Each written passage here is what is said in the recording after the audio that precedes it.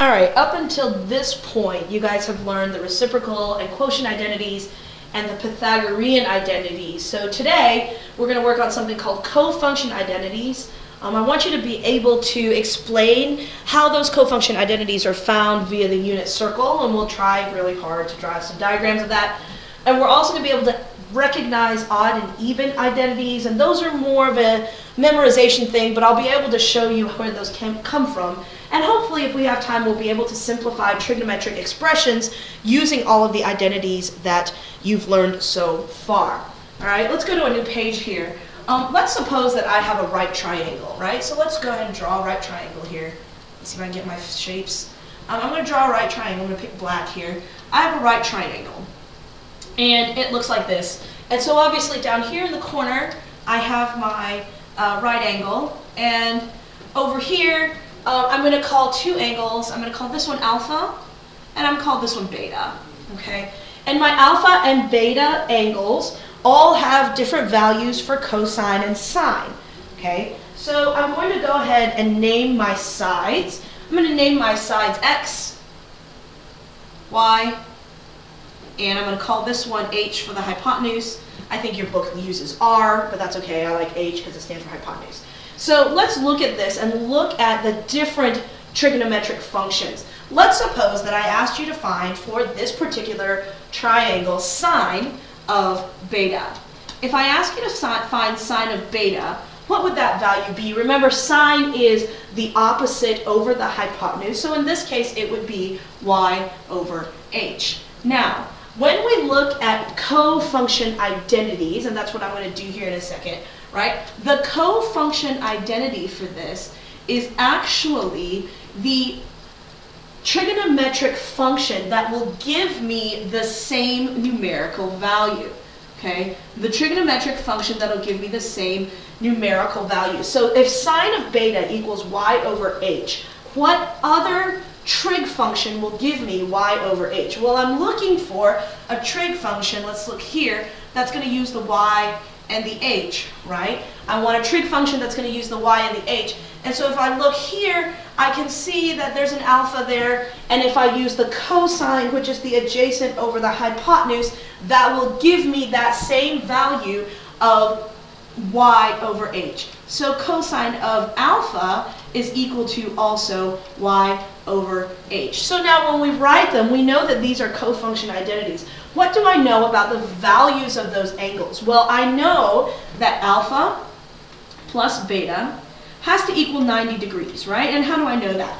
I know that because if that corner is a right angle, then the sum of the other two angles has to be 90 degrees, because the sum of the angles in a particular triangle has to equal to 180. So when I'm looking at these cofunction identities, then what I'm looking at is that the sum of the remaining two angles add up to 90 degrees.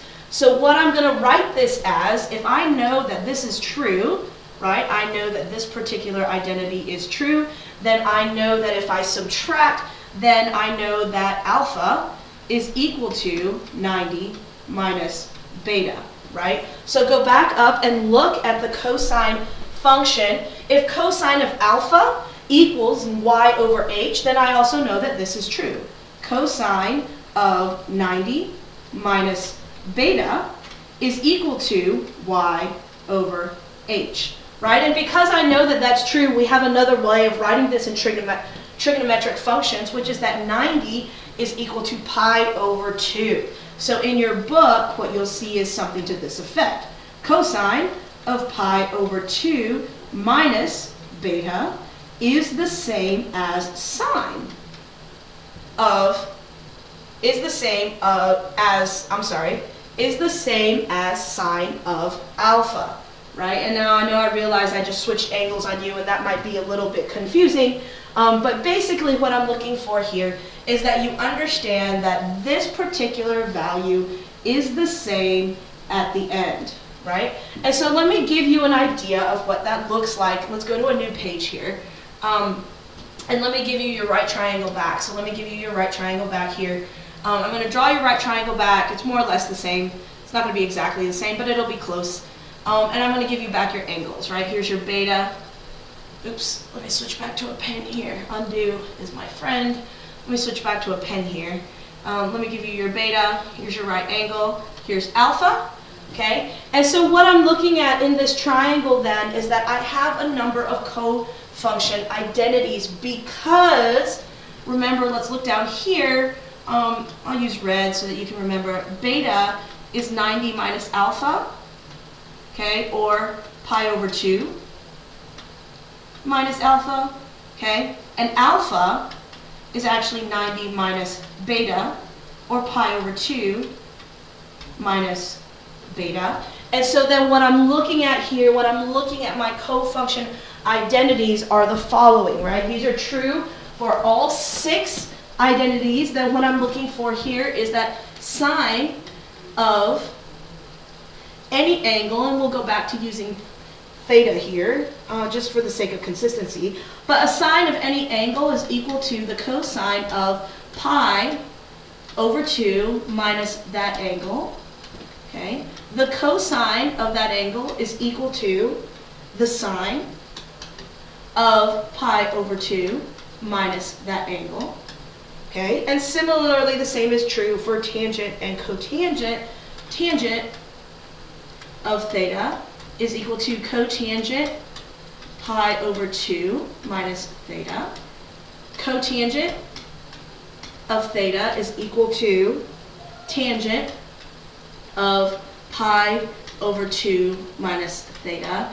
And then, of course, the same is true for secant and cosecant. I'm going to run out of space here, but let me write it over here. Secant of theta is pi over 2. Oh, I missed the space for equal sign. Let's back up a little bit. I could put equals here, equals cosecant, pretend that's a C, of pi over 2 minus theta. And that cosecant of theta equals secant of theta of pi over 2 minus theta. So these are your co-function identities, right? So where do these come from? Why does that make sense? Well, the reason it makes sense and the reason that it works consistently is because if you're using the unit circle, okay, this will be a good trick. Let's see if I can draw a unit circle here. Sometimes it'll let me, and sometimes it won't. But let's see what happens if I try and draw a circle. It's close. Okay, change it. All right, and let's say that I have a circle, and through the middle of the circle I have a coordinate plane. All right, so I'm going to draw some lines here. And let me draw some lines here that hopefully show you it's going to be close. It's not going to be perfect. Okay, but it's better than usual. All right, let's say that I have this unit circle here, and I have some angle here that I want to look at. Okay, so let's say that I have some angle here that I want to look at, and it looks like this. Almost. Let me back up. Right, I have an angle here, and I'm going to adjust the movement of that angle. I'm going to see if I can put it right here in the center. That's better. I have an angle that I'm looking at, and that angle that I'm looking at, I'm going to call alpha. Okay, and let's say that the angle that I'm looking at here has that xy value. Okay, it has that xy value, and so when I'm looking at that xy value, this particular value here, use green. Okay, has the value of cosine alpha sine alpha. Okay, and so again, the same idea that if I had drawn the legs of the triangle here, right, and here across, you would be able to see that that same thing would be true for your co-function identities. Now the nice thing is I can now use this same drawing and go back and get rid of all this stuff and keep my alpha, right? I can keep my alpha, and we're going to move on now to the odd-even identities. Okay, we're going to move on now to the odd-even identities. And by doing this, okay, these are my odd-even identities. You can see that there's an angle there that's alpha, okay? And let's say, for the sake of simplicity, that this particular point, I'm not even going to worry about sine and cosine right now. I'm just going to call it xy. Okay? I'm just going to call it xy, and I'm going to draw a second line here. Okay, I'm going to draw a second line, and we're going to pretend like it's equal, or it's close. And I think it's pretty close. And remember from what we learned about angles, that angle actually has the same measure as this angle here, okay, as the first angle, except it's negative. So this angle here, let me switch back out of my line mode. This angle here is actually negative alpha, okay? This angle is actually negative alpha. That angle is actually negative alpha. So for my coordinate down here, right, what am I looking at here? Well, in this case, then, I'm looking at x negative y, right? I'm looking at x negative y. And the reason I'm looking at x negative y is because that reference angle is the same. So with that being true, then I can find my odd-even identities, which is a way of saying that they're the function is odd or the function is even. I can find my odd-even identities by looking at this particular graph and these particular points. Now, what I want you to look at is this particular definition. Remember from Algebra 2 that f of x, if you have a function f of x, and you take f of negative x, if that value equals f of x, okay, if that value equals f of x, then this function is, in fact, it is even, right? It is even here, okay? Oops, I forgot to go back to my pen there. That makes it even, okay?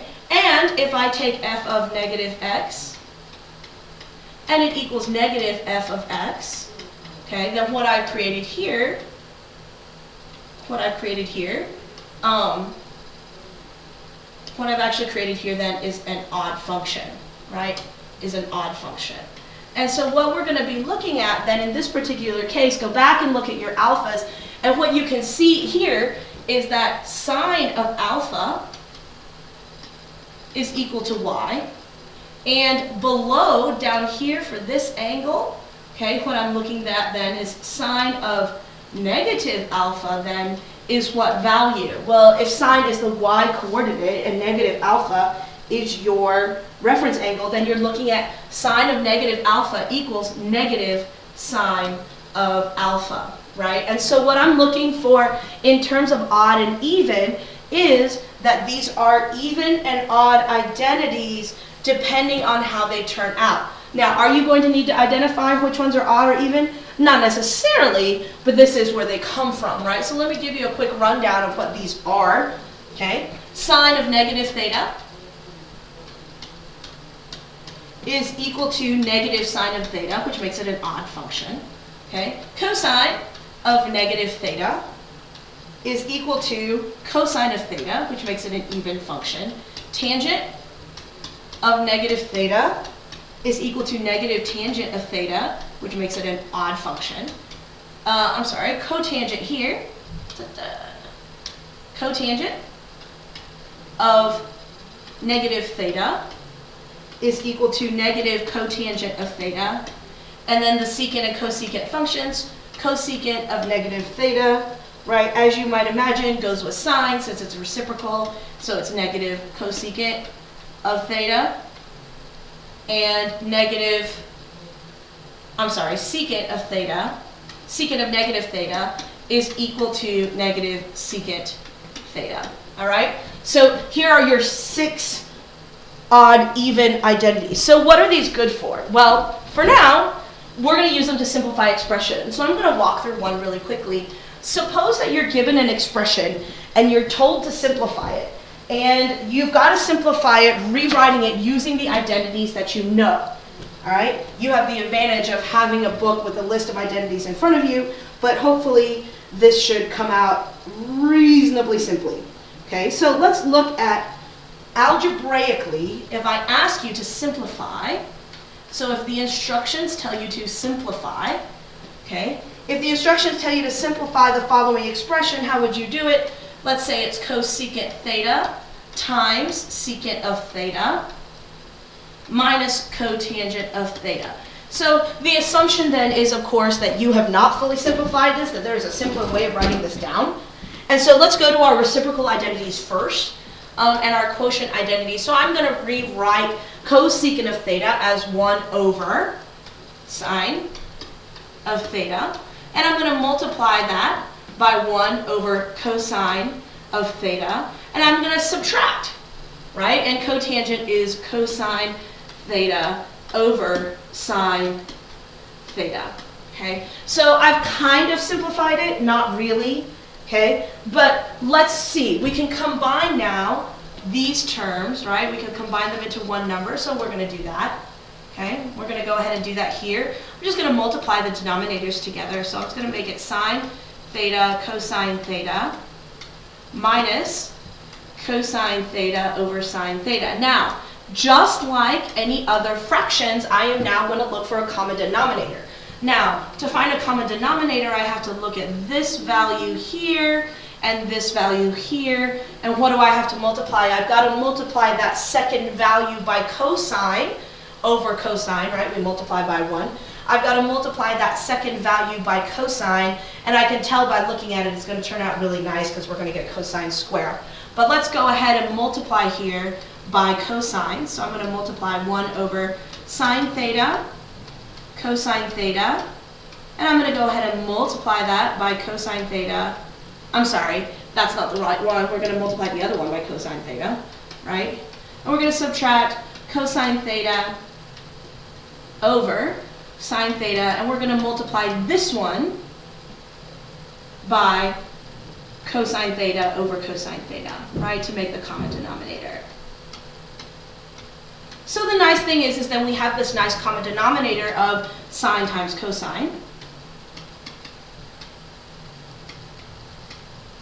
And on the top, we now have 1 minus cosine squared theta, right? Now, remember, I'm going to come back to this page, so don't panic. But remember, from our Pythagorean identities, this is true, right? From our Pythagorean identities, sine squared theta plus cosine squared theta equals 1, right? So then that means that over there, remember, on the last page, we have this 1 minus cosine squared. That's oh so pretty, right? So what we're actually going to do then is we're actually going to use our Pythagorean identities here, and we're going to find that sine squared, whoops, let me go back and switch it back to black. We're going to find that sine squared theta is actually equal to 1 minus cosine squared theta. Okay, so if that's true, let's go back to this page, then that means that the top part is equal to sine squared theta, right? Which is really, really nice, because then what happens is I can reduce, oops, that's not a square, is I can reduce this here, right? So what I can do is I can reduce one of these here with one of these here, which leaves me, I'm really hopeful that this is going to fit, but I'm not totally convinced that it will. It's going to actually leave me with sine over sine theta over cosine theta, which is what function, of course? Tangent, right? And so this is primarily what you're going to be doing today, using these different types of functions in order to simplify functions to their simplest form.